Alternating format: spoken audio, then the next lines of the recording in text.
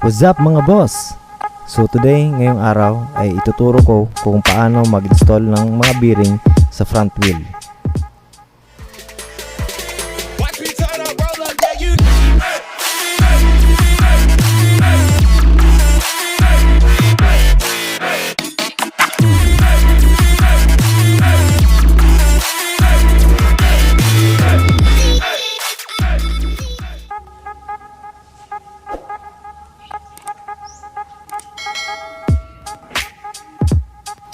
So ito yung mga kailangan natin mga boss.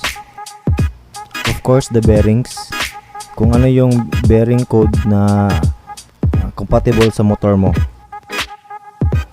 Tapos grasa na ilalagay sa roller bolts ng bearing. And then ang spacer or bushing na siyang magpapagitna ng dalawang bearings. Tools pang pukpok para maipasok ang bearing.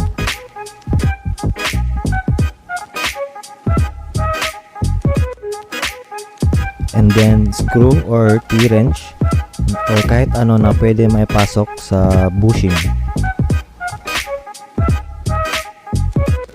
So ito yung mga bearings ko mga boss. Itong sa left side may seal na siya at may grasa na sa loob. At ito namang isa wala pa. So same lang sila ng mga bearing codes.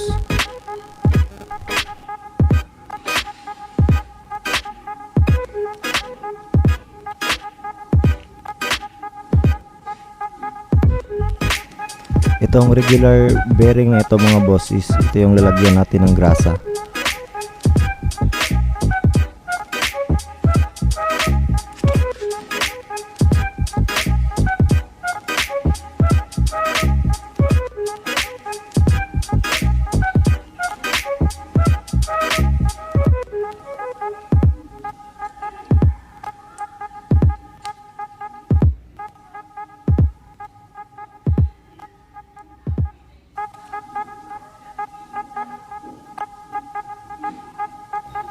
Changing bearings mga boss is also part of maintenance. Kasi wear and tear yan katagalan. Especially if lumulusong kayo sa baha at magkukos yan ng rust sa mga balls na sa loob ng bearings. So if feeling nyo mga boss nagwawabol na yung motor nyo or may tumutunog sa bandang wheel, ipacheck nyo yung mga bearings para hindi na makakos ng disgrasya.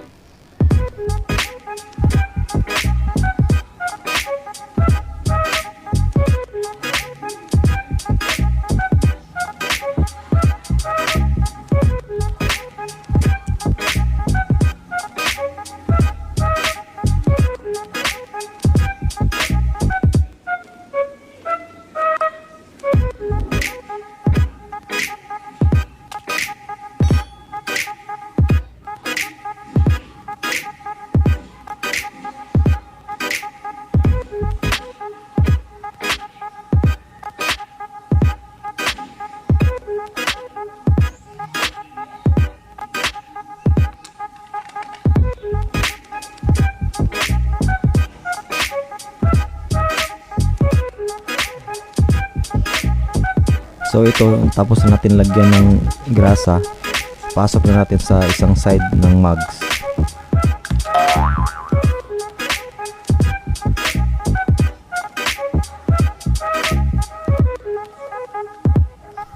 Hindi pa pala nalagyan ng grasa yung isang side ng bearing.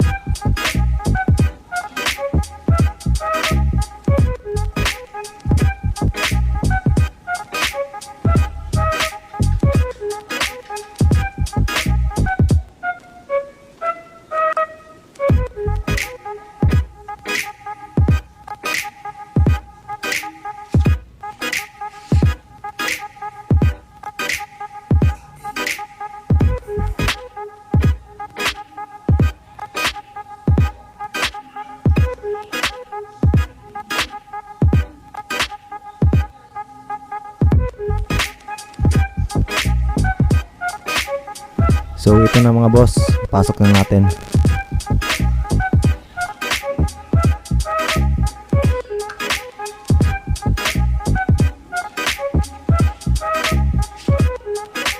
Itong socket ang gagamitin ko mga boss na same size sa outer layer ng bearing para ma-push ko yung bearing.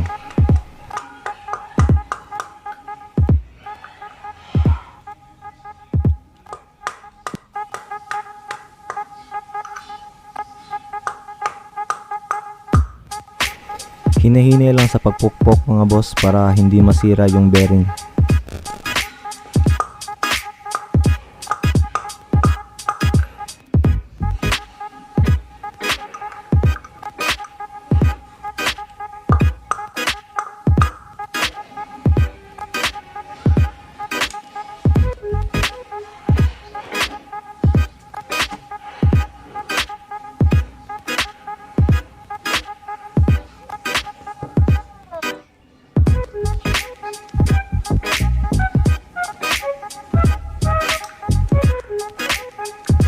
Itatry ko itong lumang bearing mga boss para even yung pagkakapush ng bearing.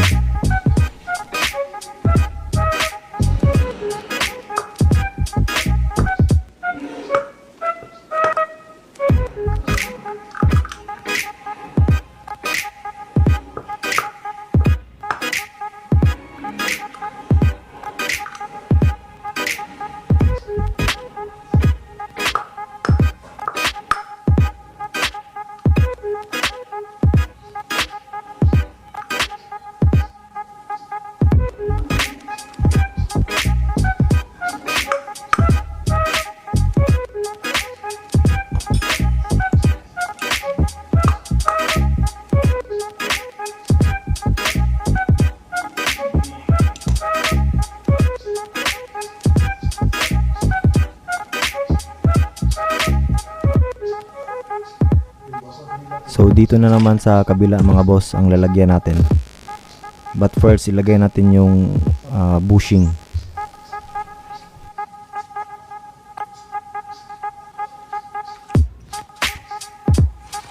Lagyan nyo ng support sa likod mga boss para hindi masira yung mugs, yung sa may kabitan ng disc brake.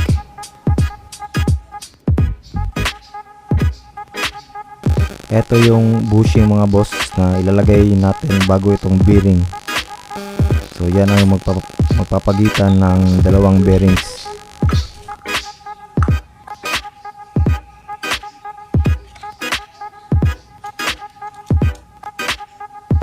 And then i-position ang bushing sa gitna inline sa inner circle ng bearing.